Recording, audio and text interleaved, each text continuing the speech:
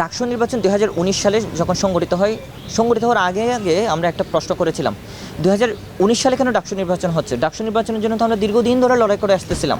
2012 সাল থেকে টানা আন্দোলন হচ্ছিল। আপনি যদি ধরেন 91 সালের পর থেকেই আন্দোলন চলতেছিল ডাকসু নির্বাচনের জন্য, কিন্তু ডাকসু নির্বাচন কেন দেয় নাই? রাষ্ট্র সিদ্ধান্ত নিয়েছিল ডাকসু নির্বাচন দিবে না, ডাকসু নির্বাচন দিবে না, কারণ এসব ইলেকশন যখন হয় শিক্ষার্থীরা তখন তাদের মেরুদণ্ড ফিরে পায়। ইভেন ছাত্র সংগঠনগুলোর মধ্যেও প্রো স্টুডেন্টশিপের বিষয়টা আমরা দেখতে পাই। দলের ঊর্ধ্বে গিয়ে তারা শিক্ষার্থীদের প্রতিনিধি হয়ে এখানে লড়াইটা করে।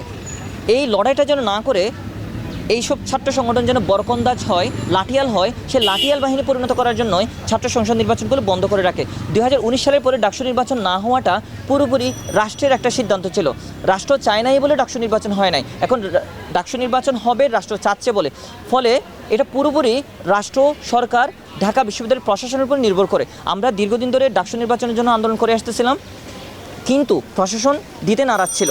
ফলে এটা পুরোপুরি হচ্ছে প্রশাসন এবং রাষ্ট্রের সিদ্ধান্ত ছিল ডাকসু নির্বাচন না হওয়া। এইবারের 2025 সালের যে ইলেকশন, এই ইলেকশন হওয়ার পূর্বশর্ত কী? পূর্বশর্ত আপনার লেভেল প্লেয়িং ফিল্ড।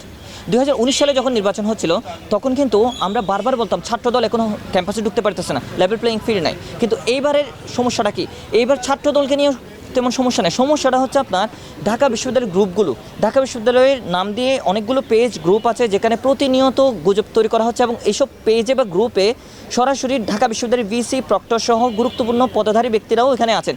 ফলে এটা একটা গুরুত্বপূর্ণ বিষয়। লেভেল প্লেয়িং ফিল্ড এখনও পর্যন্ত অনলাইনে অফলাইনে তৈরি করতে পারেনি এই প্রশাসন। আরেকটা বিষয় হচ্ছে ছাত্রলীগের সন্ত্রাসীরা ঢাকা বিশ্ববিদ্যালয়ের ইতিহাসে লাস্ট কয়েক বছরে যারা হামলায় জড়িত ছিল, ছাত্রলীগের যারা হামলায় জড়িত ছিল, তাদেরকে কোনোভাবেই ঢাকা বিশ্ববিদ্যালয় প্রশাসন বিচারের আওতায় আনে, কোনো মামলা দেওয়া হয় না, তাদেরকে কোনো ধরনের কোনো ছাত্রত্ব বাতিল করা হয় নাই। শুধুমাত্র 2024 সালের গণঅভ্যুত্থানে যারা হামলা করেছিল তাদের লিস্টটাও তারা পূর্ণাঙ্গ তৈরি করতে পারে না, এবং একটা লিস্ট তারা তৈরি করেছে। অনেক তদন্ত করার পরবর্তীতে আমরা দেখতে পেলাম 128 জনের সাময়িক বহিষ্কারের একটা লিস্ট দেখতে পাচ্ছি। এই লিস্টে যারা হামলা করে নাই তাদের নাম, যারা হামলা করেছে তাদের নাম নাই। ফলে এই যে বিতর্কিত লিস্ট, এই বিতর্কিত লিস্টও কিন্তু এই ডাকসু নির্বাচন সুষ্ঠু হবে কি হবে না সেটা একটা আমরা সন্দেহের মধ্যে আছি।